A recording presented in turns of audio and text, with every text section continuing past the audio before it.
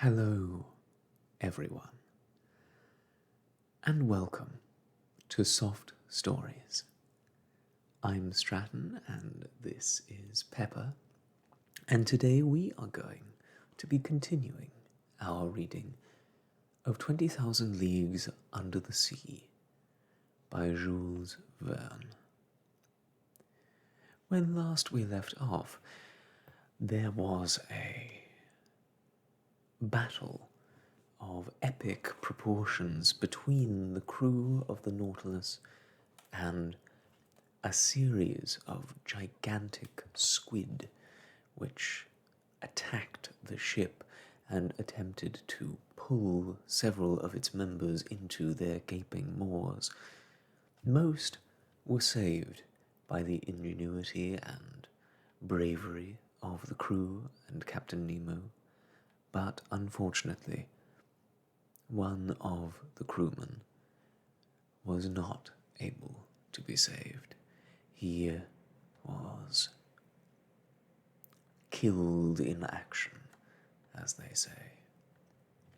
And the last thing we saw was Captain Nemo, covered in the blood of these alien foes, weeping for his lost comrade.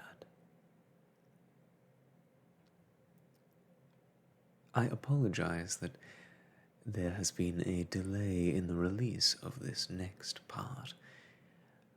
Personal life has come between me and the recording of these next two chapters for a week, so I hope you'll forgive the delay as we move right along into chapter 43. The Gulf Stream. None of us will ever be able to forget that terrible scene of April the 20th. When I wrote it, I still felt under the sway of violent emotions.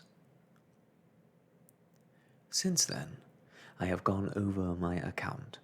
I have read it to Conseil and the Canadian.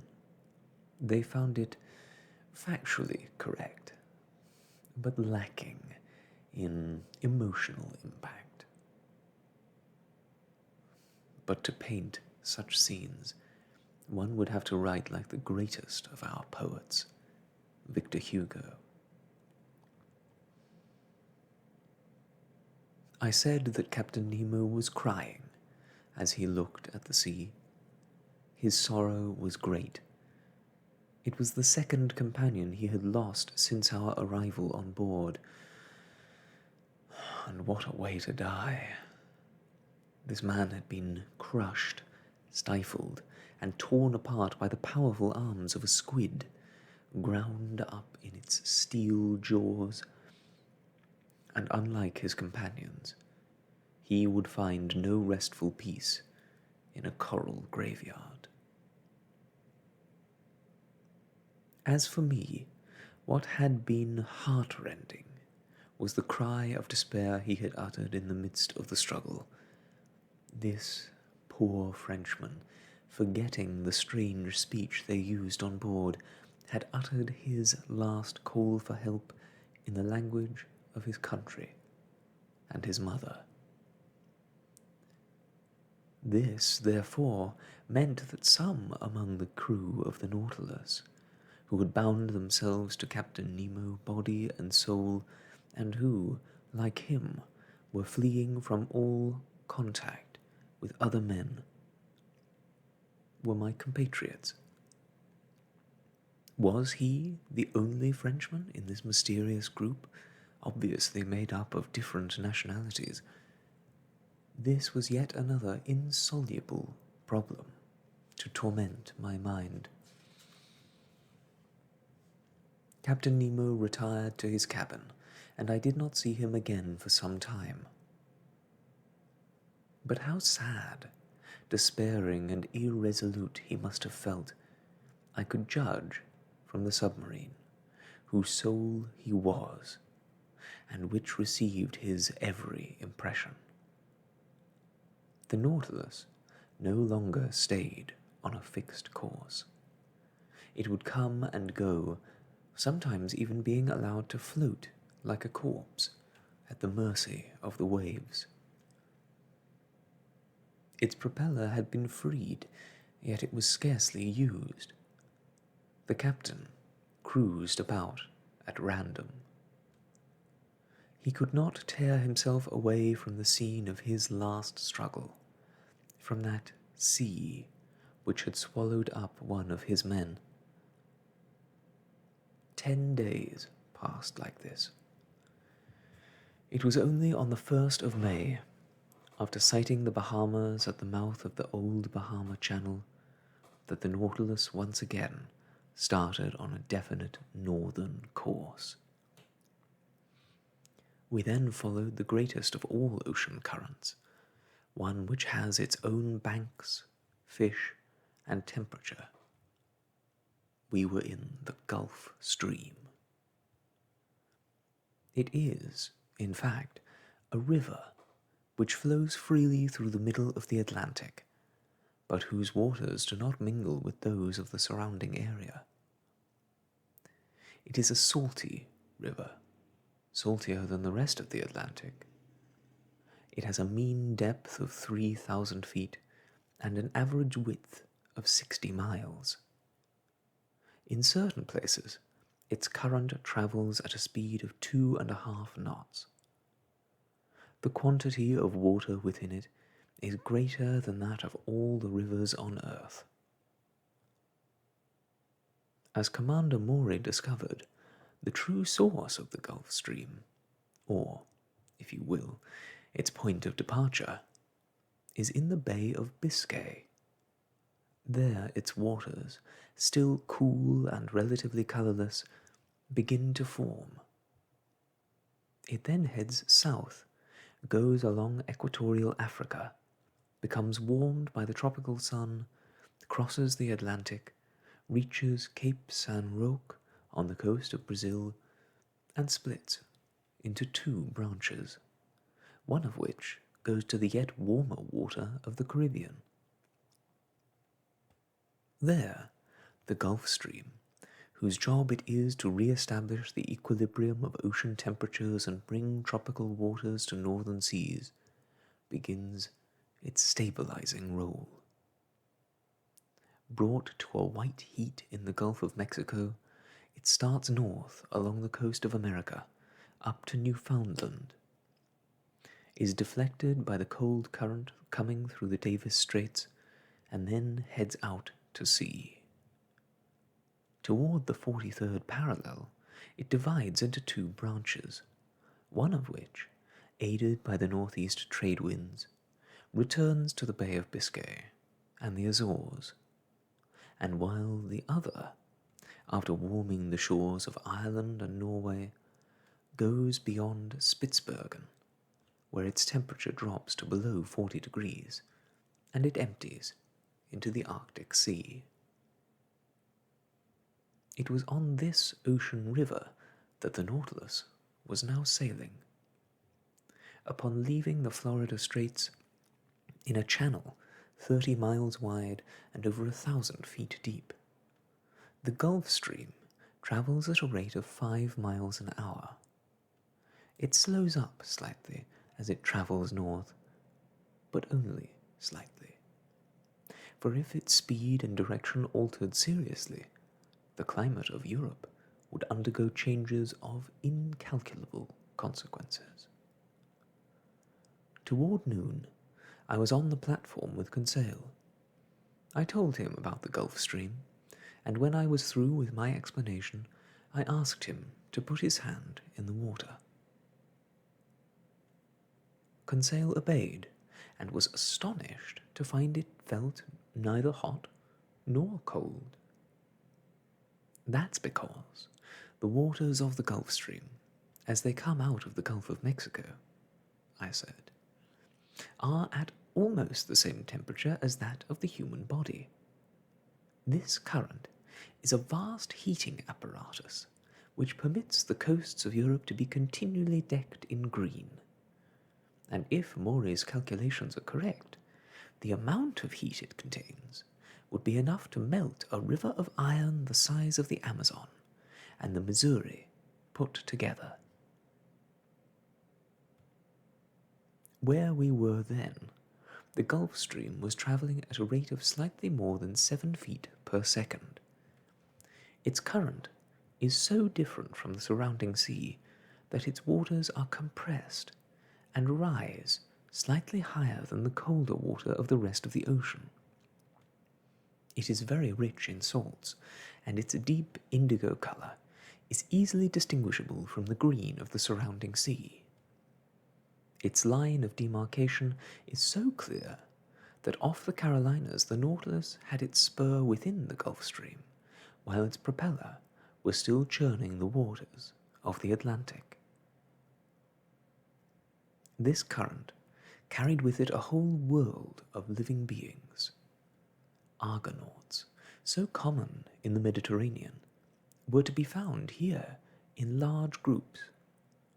Among cartilaginous fish we saw the most remarkable were rays, whose long, thin tails formed about a third of their bodies, and who were shaped like a huge diamond, 25 feet across.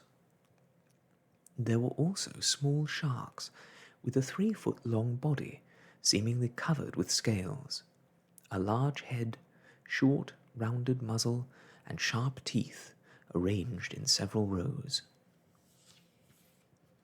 Among bony fish, I noted some grey wrasse, found only in these waters, a certain kind of gilt-head, whose eye shone like fire, croakers 3 feet long, who had a large mouth full of little teeth, and who would let out a soft cry, black centronotae, which I have already mentioned, a kind of dolphin, whose blue body is speckled with gold and silver, parrotfish, veritable sea-going rainbows, which can rival the most beautiful tropical birds in colour, blennies, with their triangular heads, bluish garfishes without scales, toadfishes decorated with a yellow stripe in the shape of a Greek T, masses of little gobies with brown spots on their bodies, dipterodons with a silver head and yellow tail, various members of the salmon family, grey mullets with a slender body and soft sheen, and finally, a lovely fish, the American horseman, covered with decorations and ribbons, which frequents the shores of that great nation, where decorations and ribbons are held in such little esteem. I must add that during the night, the phosphorescent waters of the Gulf Stream rivaled the electric light from the Nautilus, especially in the stormy weather which frequently threatened us. By the 8th of May, we were off Cape Hatteras, on a parallel with North Carolina. There, the Gulf Stream is 75 miles wide and 700 feet deep. The Nautilus continued to cruise about, aimlessly. All surveillance on board seems to have ceased. I had to admit that under such conditions it would have been easy to escape. The coast was not only inhabited, but dotted with safe harbours. The sea was constantly crisscrossed by steamers plying between New York or Boston and the Gulf of Mexico, and by schooners carrying on coastal trade between various other points along the shore.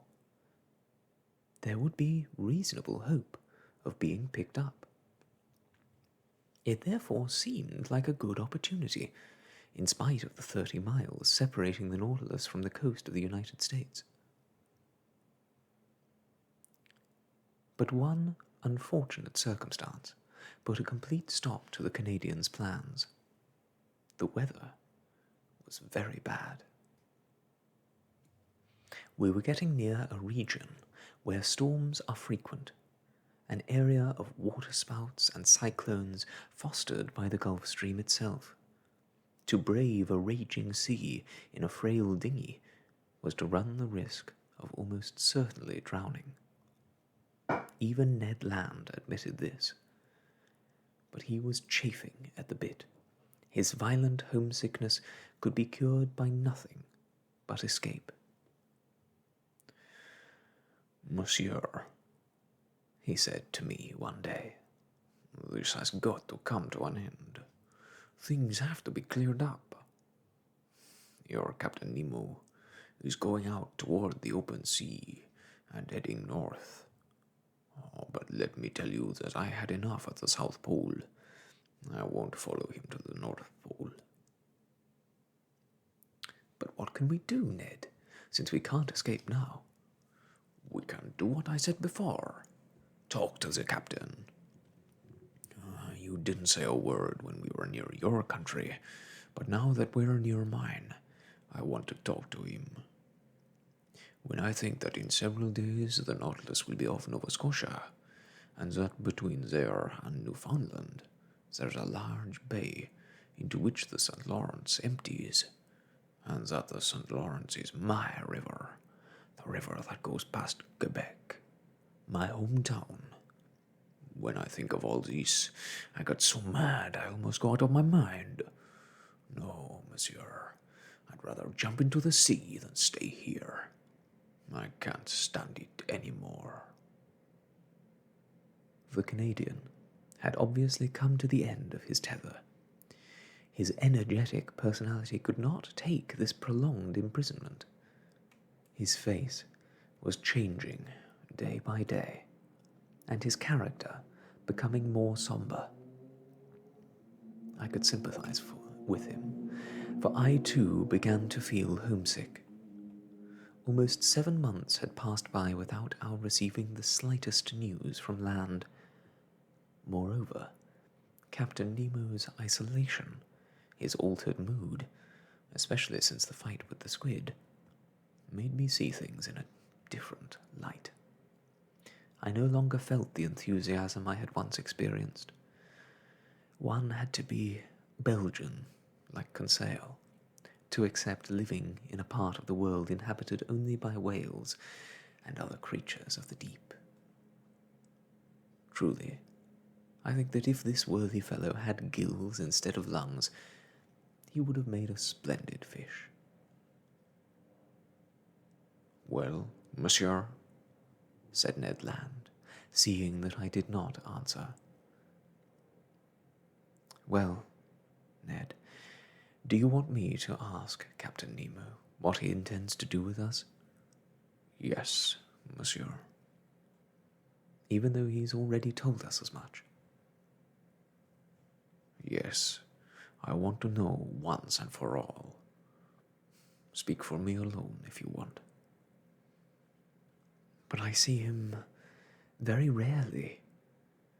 He even avoids me now." "All the more reason to go and see him." "I'll ask him, Ned." "When?" insisted the Canadian. "When I see him."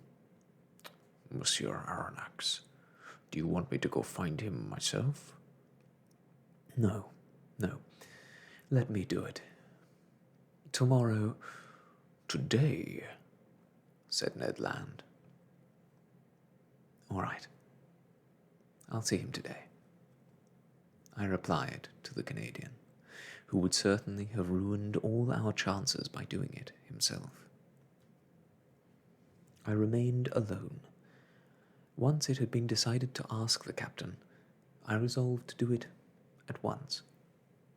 I like to get things over with. I went to my room. From there I could hear someone walking about in the captain's cabin. I could not pass up this chance of seeing him. I knocked on the door. No answer. I knocked again, then turned the knob. The door opened. I entered. The captain was bent over his work table. He had not heard me enter. I resolved not to leave without having questioned him. I drew nearer.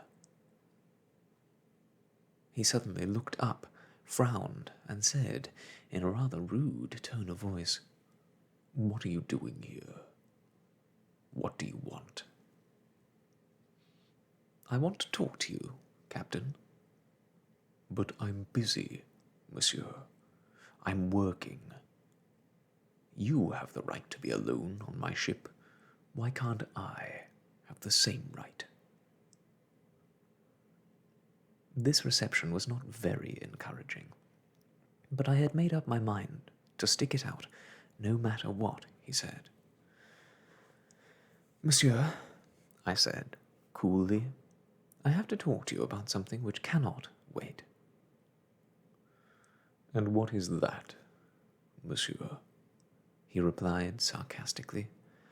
"Have you discovered something which has escaped my attention? Has the sea revealed some new secret to you?" We were still at loggerheads. Before I could answer, he showed me a manuscript lying open on the table, and said in a serious tone of voice, "Here, Monsieur Aronnax, is a manuscript written in several languages. It contains all my studies on the sea, and with God's help it will not perish with me. This manuscript, signed with my name and containing also the history of my life, will be enclosed in a small, unsinkable box. The last one of us alive to survive aboard on the Nautilus will throw this box into the sea, and it will drift wherever the wind and currents take it." Signed with his own name. His life's story, told by himself. Would this man's secret one day come to light? But to me, at that moment, this statement gave me a way of leading the conversation around to the topic I wanted to discuss. "Captain," I said, "I can only approve of your idea. The fruit of all your studies must not be lost. But the means you intend to employ seem primitive. Who knows what winds will guide this box, or into whose hands it will fall? Might there not be some better way? Couldn't you, or one of your men, perhaps—" "Never, monsieur," said the captain, cutting me short. "But I and my companions would be willing to keep this manuscript for you, and if you gave us our freedom—" "Your freedom!" exclaimed Captain Nemo, getting up. "Yes, monsieur, and this was precisely the subject I wanted to discuss with you.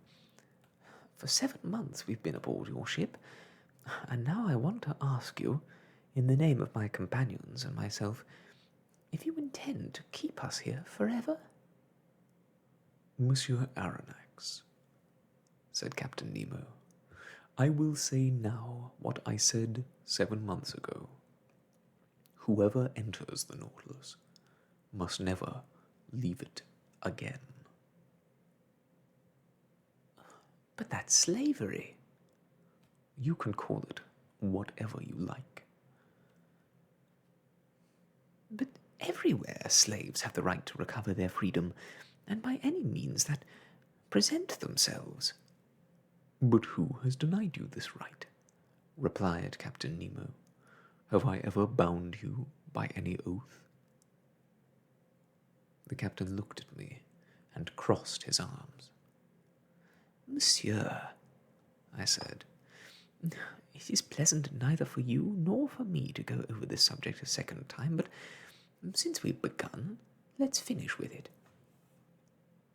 I repeat that it is not only a question of myself. For me, study is a relief, a strong diversion, a lure and passion which can make me forget everything. Like you, I'm a man who can live ignored and unknown, with the fragile hope of someday bequeathing to the future the results of my work, by means of a box entrusted to the hazards of wind and water. In a word, I can admire you, and without displeasure follow you, in a life which I partially understand. But there are other aspects of your life that are surrounded in a complexity and a mystery in which my companions and I have no part. But then, even when our hearts were able to go out to you, touched by your sorrows and stirred by your acts of genius or courage, we were forced to suppress even the smallest tokens of sympathy or admiration. It is the feeling that we are foreign to whatever concerns you that makes our position unacceptable and impossible, not only for me, but especially for Ned Land. Every man, merely by dint of being a man, is worth considering. Have you ever asked yourself what a love of liberty and a hatred of slavery in a nature like Ned Land's means? To what plans of revenge it could lead him? What it could make him think, try, or attempt? I stopped. Captain Nemo got up. Ned Land can think, try, or attempt whatever he wants. It makes no difference to me. I didn't go looking for him. It isn't for my pleasure that I keep him on board. But as for you, Monsieur Aronnax, you are an intelligent man, one capable of understanding, even silence. I have nothing more to say. This is the first time you have broached this subject with me, and I hope it will be the last. For if you bring it up again, I shall not even be able to listen. I withdrew. From that day on, our situation was very tense. I reported this conversation to my two companions. Now we know we can expect nothing from him, said Ned Land. The Nautilus is approaching Long Island. We'll escape, whatever the weather is like. But the sky became more and more threatening. We began to see signs of an oncoming hurricane. The sky became white and milky. Cirrus clouds were followed on the horizon by layers of cumulonimbus. Other low clouds sped by. The sea welled up in long waves. All birds disappeared, except for the stormy petrel. The barometer dropped considerably, and the mixture in the storm glass decomposed under the influence of the electricity saturating the atmosphere. A struggle of the elements would soon be upon us. The storm broke during the day of May the 18th, just as the Nautilus was off Long Island, several miles from the entrance to New York Harbor. I am able to describe this struggle of the elements, for instead of diving to the ocean depths in order to avoid it, Captain Nemo, for some unknown reason, decided to remain on the surface. The wind was blowing from the southwest at gale force, that is, 35 miles an hour, and by 3 in the afternoon it had reached 55 miles an hour. This was now storm weather. The captain, seemingly unaffected by strong gusts of wind, had taken up a station on the platform. He had himself tied around the waist as a precaution against the huge waves breaking over the ship. I hoisted myself out on deck and also had myself tied, dividing my admiration between the storm and this incomparable man observing it. The raging sea was swept by large tattered bits of cloud soaking themselves in the water. I no longer saw any of those smaller waves which usually form in the hollow of big ones. There was nothing but long, murky undulations, so compact that their crests never broke. Their height was increasing. They seemed to stir each other on. The Nautilus rolled and pitched horribly, sometimes lying on its side and sometimes standing up as straight as a mast. Toward 5 o'clock, a torrential rain began to fall, but it calmed neither the air nor the water. The wind was now blowing in gusts up to 100 miles an hour. It is under such conditions that houses are knocked over, that roofing tiles are driven through wooden doors, that iron grillwork is broken, and that 24-pound cannon are displaced. And yet the Nautilus, in the midst of the storm, merely proved the saying of nautical engineers that a well-built hull can defy any storm. It was more than just a rock, for waves can destroy rocks. It was rather an iron spindle, without masts or rigging, obedient and mobile, which could travel unharmed amidst the sea's fury. Meanwhile, I carefully examined the raging waves. They measured as much as 50 feet in height, between 500 and 600 feet in breadth, and were travelling at about a third the speed of the wind, or in other words, at 35 miles per hour. Their size and force increased with the depth of the ocean. I then understood the role waves play, imprisoning air in their flanks and forcing it down to the bottom of the sea, where its oxygen brings life. Their pressure has been calculated to go up to 6,500 pounds per square foot on any surface against which they strike.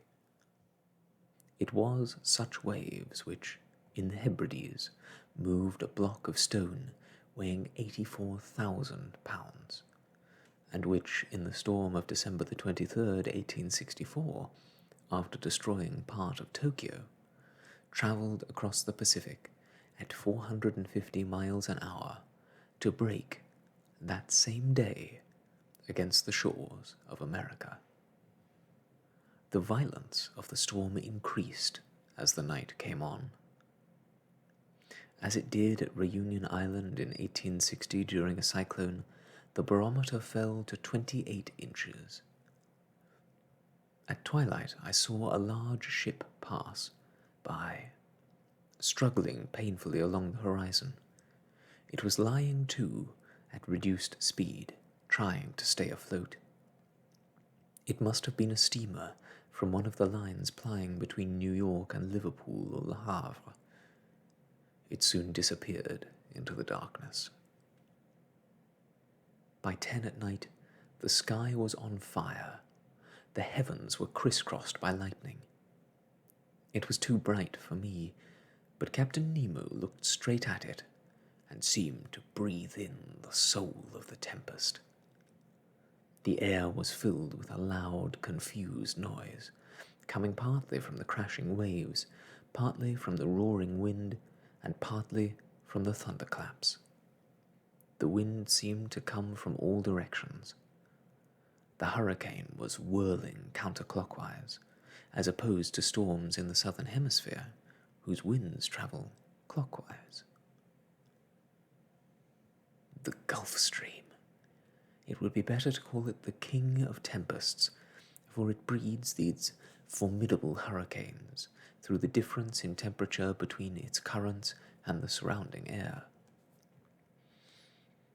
The rain was followed by a shower of fire. The drops of water changed into sparks. One would have thought that Captain Nemo, wishing a death worthy of himself, was seeking to be struck by lightning. With a terrifying pitching motion, the Nautilus would lift its steel spur into the air like the tip of a lightning rod, and I could see it give off long fingers of electricity. I felt crushed and at the end of my strength. I crawled on my stomach toward the hatch, opened it, and went back down into the lounge. The storm then reached its greatest violence. It was impossible to stand up inside the Nautilus. Captain Nemo came back in at about midnight. I heard the reservoirs fill little by little, and the Nautilus gently sank beneath the surface.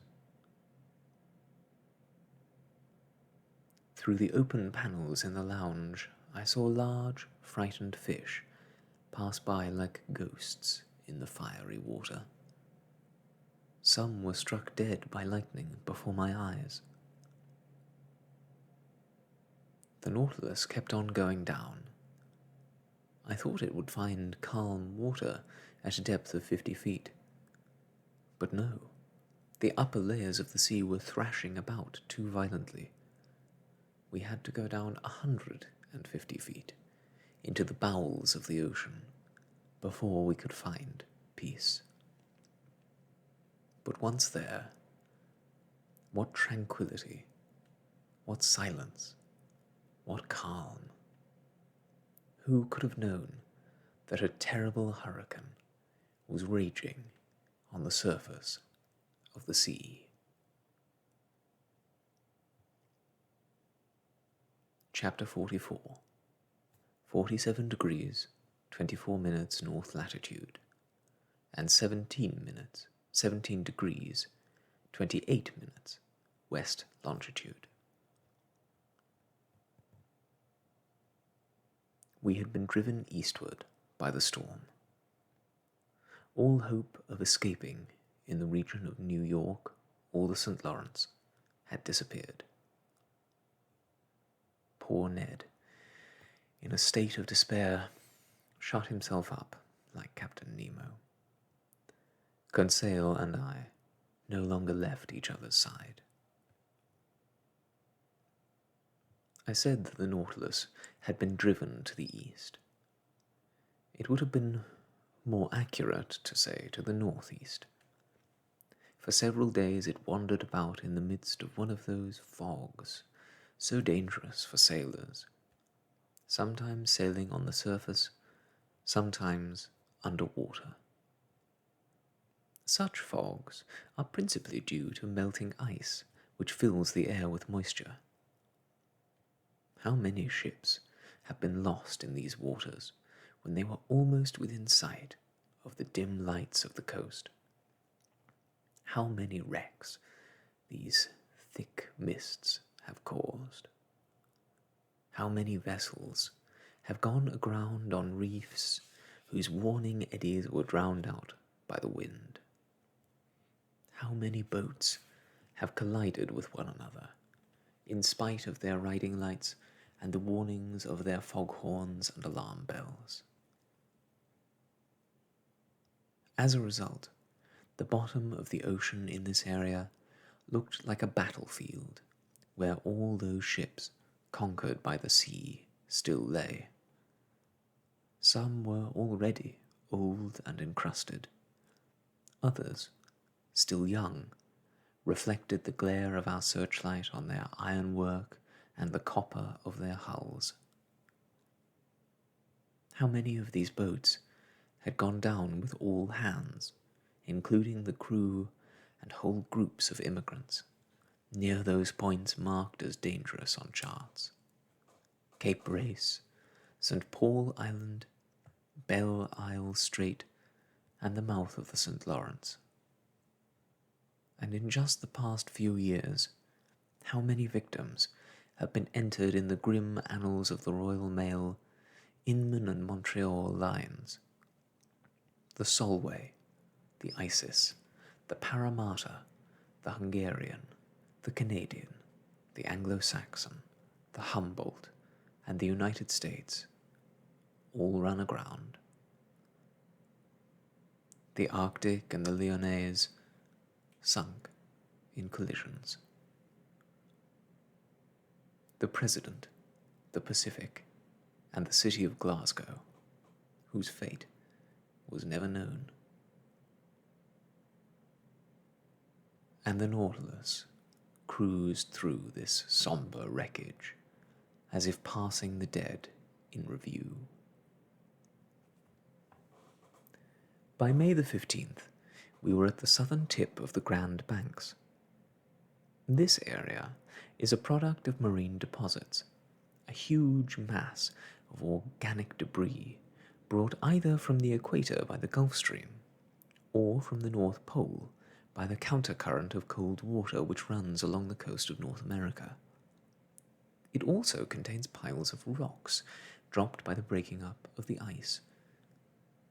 In addition, it is a vast boneyard of fish, mollusks, and zoophytes, which die there by the millions.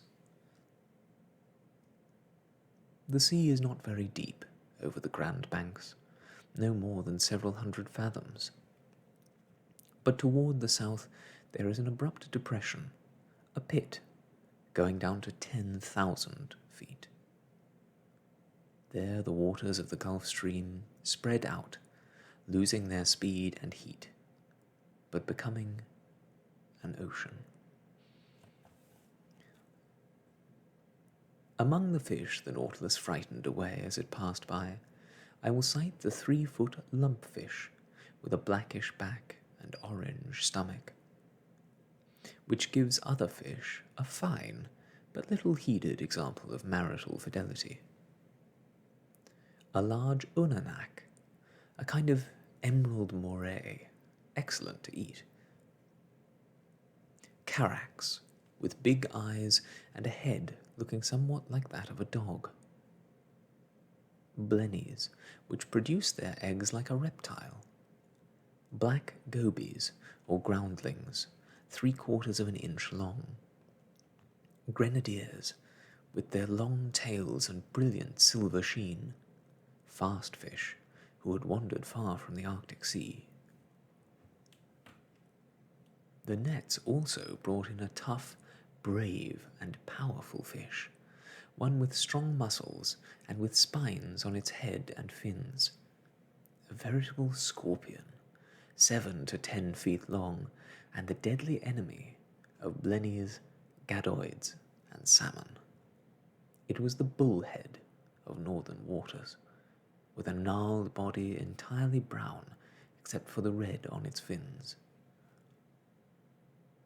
The sailors on the Nautilus had some difficulty with this fish, which, thanks to special gill covers, can keep its lungs from drying out in the air and can live for some time out of water. Merely as a reminder, I will cite buscanes, little fish which often accompany ships for a long time in northern waters. Sharp-snouted bleaks, found only in the North Atlantic. Hogfish, and gadoids, represented by the principal species, the cod, which I was able to see in its favourite waters, the Grand Banks of Newfoundland. One might say that cod are mountain fish, for Newfoundland is no more than an underwater mountain. As the Nautilus made its way through their close-pressed ranks, Conseil could not refrain from saying, "Are those cod? But I thought cod were flat, like flounder or sole." "You simpleton," I cried. "Cod are only flat in the grocery store, where they've been opened and spread out. But in the water, they're as round and slender as mullets, and they're perfectly built for swimming." "Since monsieur says so, I believe it," replied Conseil. "But what an enormous number of them there are." "Yes, my friend, and there would be even more, if not for their enemies, the hogfish and a man. Do you know how many eggs have been counted in a single female cod?" "Let's pick a good number," said Conseil. 500,000. 11 million, my friend. 11 million? I won't believe that, unless I count them by myself. Go ahead and count them, Conseil, but it would be easier and quicker to just believe what I say. Besides, the French, English, Americans, Danes, and Norwegians catch them by the thousands. Prodigious quantities of them are consumed each year, and if it weren't for their amazing fertility, the seas would soon be empty of cod. Why, in England and America alone, 5,000 ships, manned by 75,000 sailors, are used in cod fishing. Each boat brings back at least 40,000 fish, which makes a total catch of 20 million. The figures from Norway are about the same. Right, said Conseil. I'll take Monsieur's word for it. I won't count them. What? The 11 million eggs. But let me just say one thing. What's that? That if every egg hatched, you'd only need 4 cod to feed all of England, America, and Norway. While we skimmed over the bottom of the Grand Banks, I could clearly see the long lines armed with 200 fish hooks, which each boat puts out by the dozen. The lines were held down at one end by a little grappling anchor and held up at the other end by a cork buoy. The Nautilus had to maneuver skillfully through this underwater network. But it did not stay in the waters containing so many fishing boats for long. It went up to 42 degrees north latitude, off St. John and Heart's Content, which was where the transatlantic cable ended. Instead of continuing north, the Nautilus headed east, as if it wanted to follow the underwater plateau on which the cable rests. It was on May 17th, about 500 miles out from Heart's Content and at a depth of 9,000 feet, that I first saw the cable lying on the ocean floor.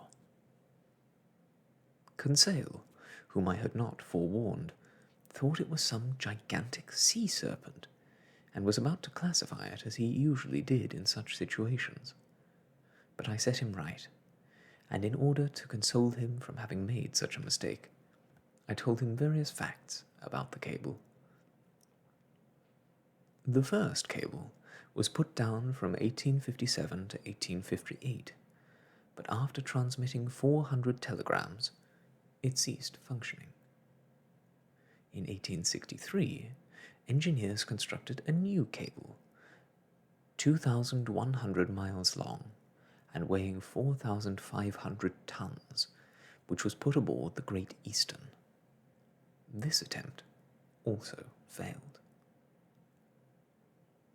Now, on May the 25th, the Nautilus, cruising at a depth of 12,585 feet, sailed over the exact spot where the break in this cable had occurred. It had happened 638 miles from the coast of Ireland and had ruined the entire project. At 2 in the afternoon, it was noticed that the communications with Europe had been interrupted.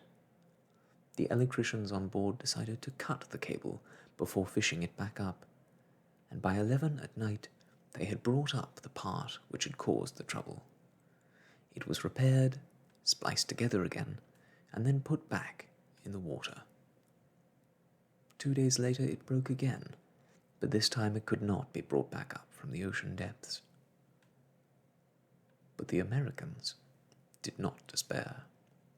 Cyrus Field, the daring man who had promoted the enterprise and risked his entire fortune in it, issued a new set of bonds, which were immediately bought up. Another, stronger cable was manufactured. Its bundle of electric wires was insulated inside a covering made of a rubber-like substance called gutta percha, which in turn was protected by layers of different kinds of cloth, all packed inside a metal casing. the Great Eastern once more set out to sea on July the 13th, 1866. This time, they succeeded. Nevertheless, a strange thing occurred. Several times as they were unrolling the cable, the electricians noticed that nails had been driven into it in order to corrode its core. Captain Anderson conferred with the officers and engineers. Finally, they put up a notice stating that if the guilty party were discovered on board, he would be thrown into the sea without even a trial. From then on, this criminal act was not repeated. On July the 23rd, when the Great Eastern was only 500 miles from Newfoundland, it received a telegraphic message from Ireland saying that an armistice had been signed between Prussia and Austria after a battle of Königgrätz. On the 27th, it sighted the port of Heart's Content through the fog. They had finally succeeded, and the first message young America sent to old Europe contained those wise words so rarely understood. Glory to God in the highest, and on earth peace, goodwill towards men. I knew the electric cable would not be in its original state, looking as if it had just come out of the factory.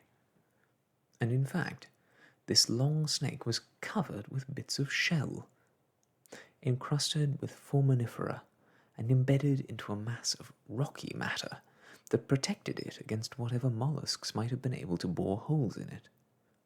It was resting calmly, protected from ocean currents and lying beneath a pressure which actually favors transmission of that electric spark which goes from America to Europe in 32/100ths of a second.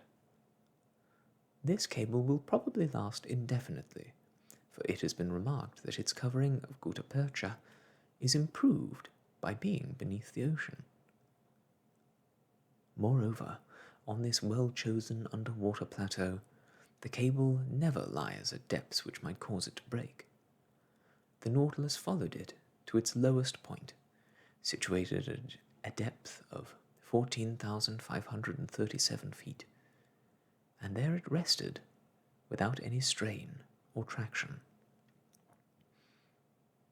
Then we drew near the spot where the accident had taken place in 1863. There the ocean floor formed a wide valley 75 miles across, within which one could have placed Mount Blanc without having its peak emerge above the surface. The valley is closed off to the east by a vertical wall 6,500 feet high. We arrived there on May the 28th, and the Nautilus was then no more than 100 miles from Ireland. Was Captain Nemo going to continue north toward the British Isles? No. To my great surprise, he turned south toward continental waters. As we went around the Emerald Isle, for a moment I could make out Cape Clear and the lighthouse of Fastnet Rock, which lights the way for thousands of ships leaving Glasgow and Liverpool. An important question then crossed my mind. Would the Nautilus dare venture into the English Channel? Ned, who had reappeared since we had drawn near land, asked me continual questions about our course. But how could I know? Captain Nemo remained out of sight. After giving the Canadian a glimpse of the shores of America, did he now intend to show me the coast of France? Nevertheless, the Nautilus continued heading south. On May the 30th, it passed within sight of Land's End, cruising between this tip of England and the Scilly Isles. If he intended to enter the English Channel, he now had to turn sharply to the east. But he did not. During the day of May the 31st, the Nautilus went around and around in a circular course that intrigued me greatly.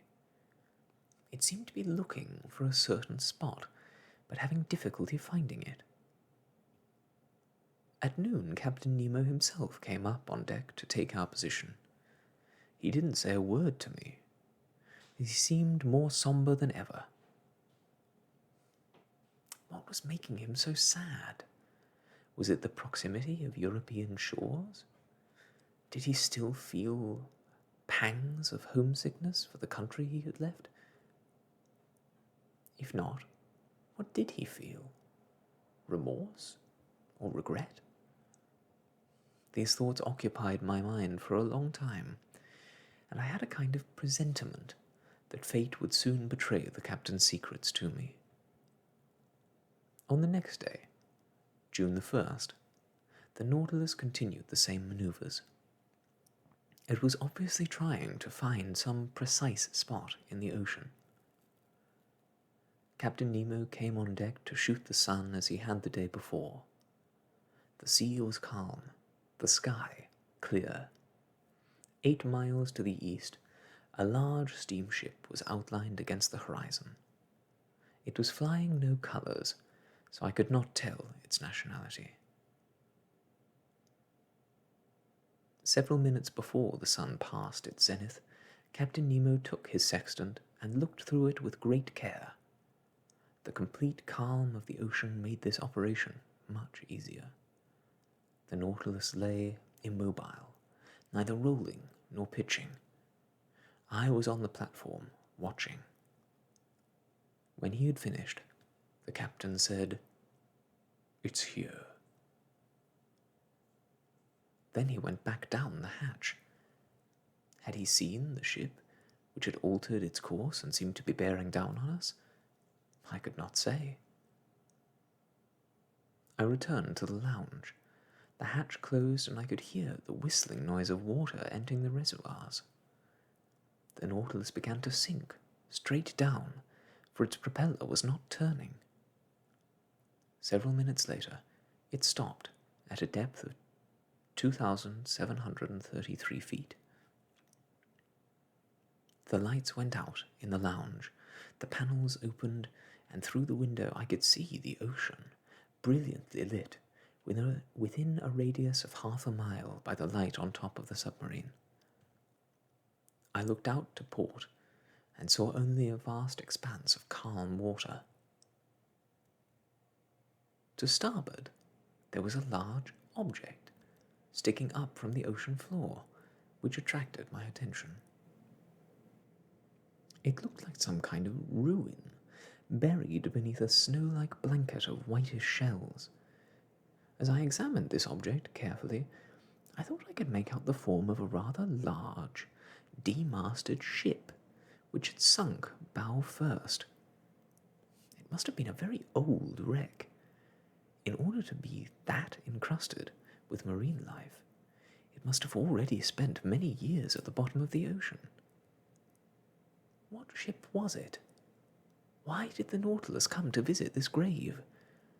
Was it something more than a mere storm which had dragged the ship beneath the waves? I did not know what to think. Then, suddenly, next to me, I could hear Captain Nemo saying, slowly, "This ship used to be called the Marseillaise. It was launched in 1762 and carried 74 guns. On August the 13th, 1778, under the command of La Popie Vétreuse, it fought bravely against the Preston. On July the 4th, 1779, it assisted in the capture of Grenada, along with Admiral d'Estaing's squadron. On September the 5th, 1781, it took part with the Count of Grasse in the Battle of Chesapeake Bay. In 1794, the French Republic changed the ship's name. On April the 16th of the same year, it went to Brest to join Villeray-Joyeuse's squadron, which had been ordered to escort a convoy of wheat coming from America under the command of Admiral Van Stable. On May the 30th and the 31st, this squadron met up with English ships. Today, monsieur, is the 1st of June, 1868.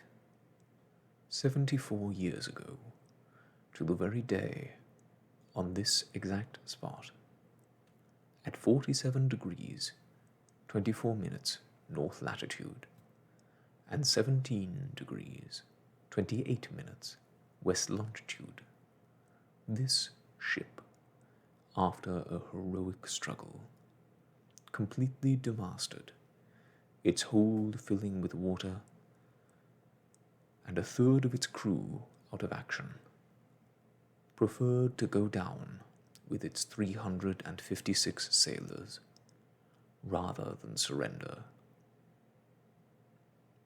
A flag was nailed onto its stern, flag post, and then it disappeared beneath the surface, with all the men shouting, "Long live the Republic."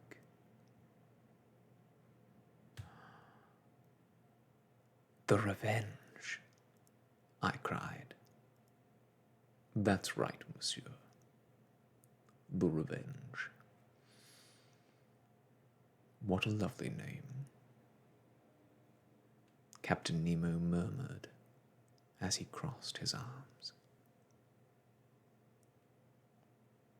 And that, my friends, is where we will end the story for today, though it is, of course, not the end of the story. But we are close. In fact, the next time we meet, we will finish 20,000 Leagues Under the Sea. There are 2 full chapters and a conclusion to go. Exciting stuff. Thank you so much for being a part of this journey. I look forward to seeing you again soon. But until next we meet, I must wish you all the best, and goodbye.